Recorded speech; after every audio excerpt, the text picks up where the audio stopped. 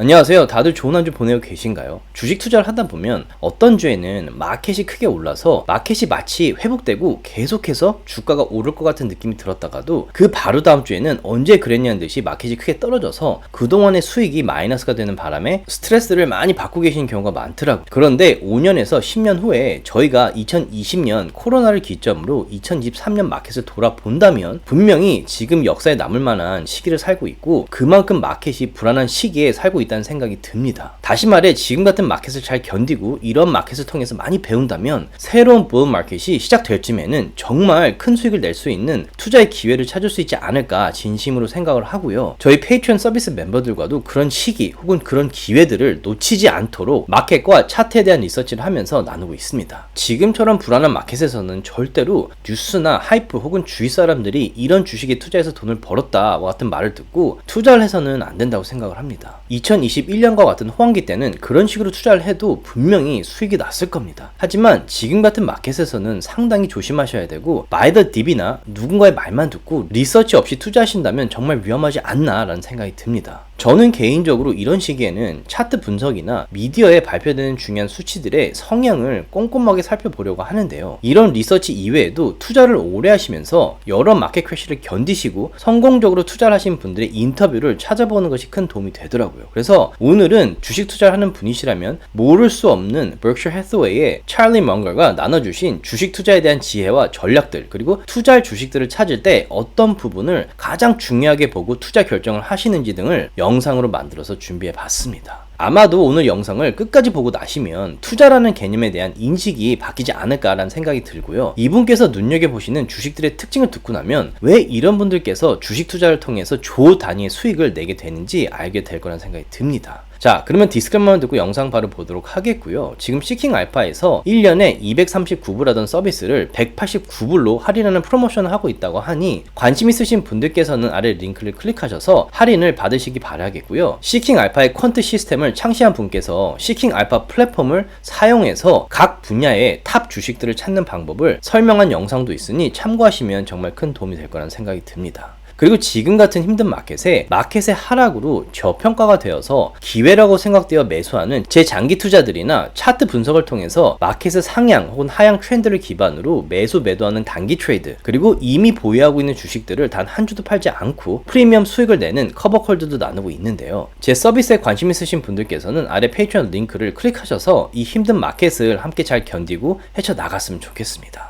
제가 만든 컨텐츠들은 어디까지나 정보 전달을 위한 영상들이기 때문에 절대 영상만 보시고 주식들을 매도하지 마시기 바라고요.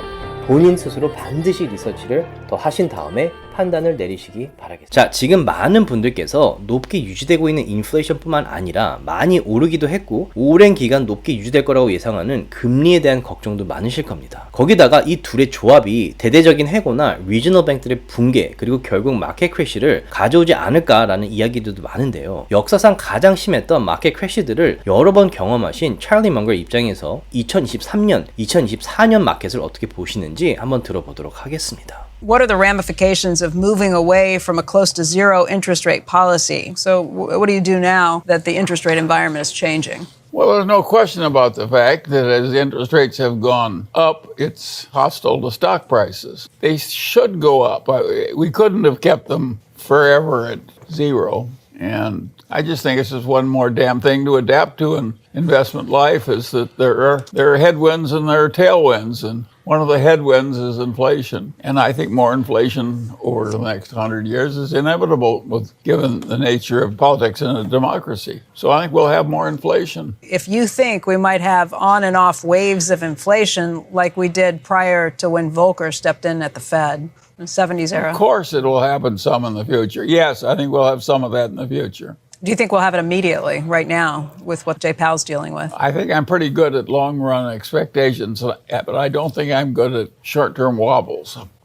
I don't have the faintest idea what's going to happen short term. 자, 방금 찰리 멍걸께서 말씀하신 대로 과거의 금리가 0으로 내려간 것 자체가 이미 말이 안 되는 상황이었고 지금처럼 금리가 다시 올라오는 것은 불을 보듯 뻔한 패턴이었다고 하시면서 마켓에는 반복되는 사이클이 있고 인플레이션이 크게 올랐다가 다시 안정되는 것 역시 그 기간은 약간의 차이가 있을 수는 있지만 투자를 하는 분이시라면 당연하게 받아들여야 하는 업앤다운 사이클이라고 하셨습니다. 그러면서 지금 크게 오른 인플레이션이나 그걸 해결하기 위해 급격하게 오르고 있는 금리 역시 이상할 게 하나도 없고 지금 당장은 마켓이 힘들 수는 있지만 결국 시간이 해결해 줄 것이고 이 기간만 잘 견딘다면 마켓은 결국 새로운 최고점을 찍으면서 크게 성장할 거라고 하시네요. 그러자 인터뷰를 한 베키가 찰리 멍거에게 1980년 당시 미 연준 의장이었던 폴 볼컬처럼 제롬 파월도 금리를 20%까지 올릴 가능성도 있느냐라는 질문에 단칼에 아주 명확한 답변을 해주셨는데요. 나는 제롬 파월이나 미 연준이 2023년, 2024년에 금리를 어떻게 조정할지 알 방법은 없다. 하지만 그렇게 크게 신경은 쓰지도 않는다. 한 달, 6개월, 1년, 2년 사이에 어떤 일이 벌어질지는 세상 아무도 정확하게 예상할 수는 없다. 그렇기 때문에 이렇게 예측 불가능한 일을 놓고 스트레스를 받을 이유는 없다고 생각을 한다. 나나 워렌 버핏은 2, 3년 안에 일어날 단기적인 마켓의 변화보다는 예측이 거의 100% 가능한 10년, 20년 후를 보면서 투자를 하신다고 하셨는데요. 그러면서 주식시장에는 100% 보장되는 것은 없지만 거의 100% 확신하는 한 가지는 10년, 20년 후에는 마켓이 지금보다 훨씬 올라가 있을 거라는 사실이라고 하시네요. 그러자 호스틴 베키가 10년이나 20년 후에도 성장해 있을 탄탄한 회사라면 지금 투자하고 마음 놓고 기다릴 텐데 10년, 20년 후에 크게 성장해 있거나 생존 자체를 할지 안 할지 판단하는 것이 정말 어려운 일인데 이렇게 장기적으로 투자할 회사를 찾을 때 어떤 부분을 가장 중시하냐는 질문에 아주 명확한 답변을 해주시면서 지금 세계를 이끌어가고 있는 아마존, 애플, 구글 같은 회사의 미래에 대한 생각도 나눠주셨습니다.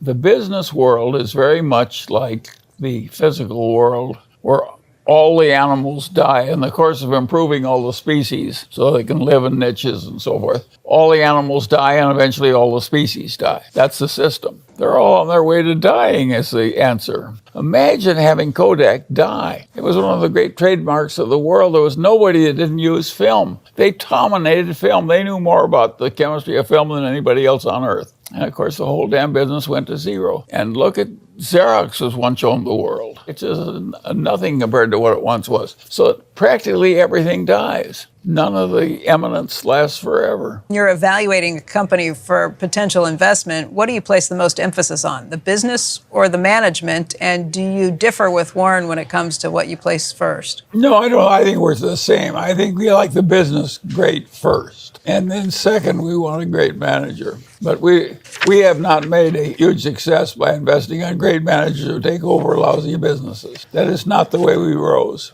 And can a great business be run by a lousy manager? The inverse? Coca-Cola was run for years by a man with very severe mental impairment. And the directors just assumed he was drunk and let him stay there year after year. Now that's my idea of a wonderful business that you can be mentally defective and run it pretty well. That was Coca-Cola in its heyday. 자, 인류의 모든 종은 결국 멸종하게 되어 있는데 회사도 마찬가지라고 하신 부분이 개인적으로 참 인상적이었습니다. 자, 아마존의 제프 베조스도 아마존은 결국 망할 것인데 나의 역할은 회사가 가능한 늦게 망하게 늦추는 것이다 라고 말한 것과 일맥상통하죠. 사실 찰리 멍걸가 예를 들어주신 것처럼 코닥 필름 같은 경우 세계 사진 시장을 독점하다시피 했던 시절이 있어서 그 당시에는 어떤 회사라도 코닥을 대체할 수 없을 거라는 강한 확신이 있었었는데요. 결국 코닥이 디지털 사진의 트렌드를 읽지 못하고 트렌드에 뒤떨어지면서 망하게 된 케이스죠. 코닥은 한 예에 불과하지만 30년 전에 세계를 이끌어가던 회사들 중에 지금은 이름조차 없거나 제록스나 제너럴 일렉트릭처럼 그 위상이 많이 떨어졌고 곧 사라질 가능성이 높아진 회사들이 많이 있습니다. 자, 찰리 멍걸은 지금 잘 나가는 아마존, 애플, 구글 같은 회사들도 결국에는 사라지게 될 가능성이 높다고 하시면서 투자를 하기 전에 가장 중요하면서도 먼저 봐야 되는 것이 그 회사의 비즈니스라고 말씀을 해주셨습니다. 정말 그 비즈니스 모델이 너무 좋고 제품 자체가 너무 좋아서 매니지먼트 팀이 엉망이더라도 비즈니스 자체가 너무 좋기 때문에 꾸준히 성장할 수 있는 회사를 찾아서 투자하는 것이 정말 중요하다고 말씀을 하셨습니다. 자, 코카콜라 같은 경우에 가장 크게 성장을 하고 있었을 당시에 대표가 정상이 아닌 사람이었다고 하셨는데 하셨는데요. 그런 사람이 대표로 있는데도 회사가 아주 크게 성장할 만큼 비즈니스 모델이 좋았고, 그런 회사에 좋은 분들을 매니지먼트 팀에 앉힌다면 그야말로 장기 투자할 만한 아주 이상적인 주식이라고 나눠주셨습니다. 자, 오늘 나눈 인사이트들은 투자를 거의 70년 이상 하신 분의 경험에서 나온 생각들인데요. 이분의 말이 100% 맞더라도 나의 투자 방식과는 맞지 않을 수도 있기 때문에 마음에 와닿는 부분이 있다면 나의 투자 방식에 적용을 해서 더 좋은 수익을 내는 전략으로 만들면 되고, 만약 나의 투자 방식과 생각이 다르다고 해도 이런 식으로도 생각할 수 있구나 라고 배우는 것도 투자하는 데 있어서 큰 도움이 된다는 생각에 오늘 영상을 만들게 되었습니다. 자, 이상 오늘은 찰리 먼거의 투자 원칙과 투자 철학을 함께 나눠봤습니다. 조금이라도 도움이 되셨다면 주위 분들과 나눠주셨으면 너무 고맙겠고요. 구독과 라이크를 해주시면 더욱 감사하겠습니다.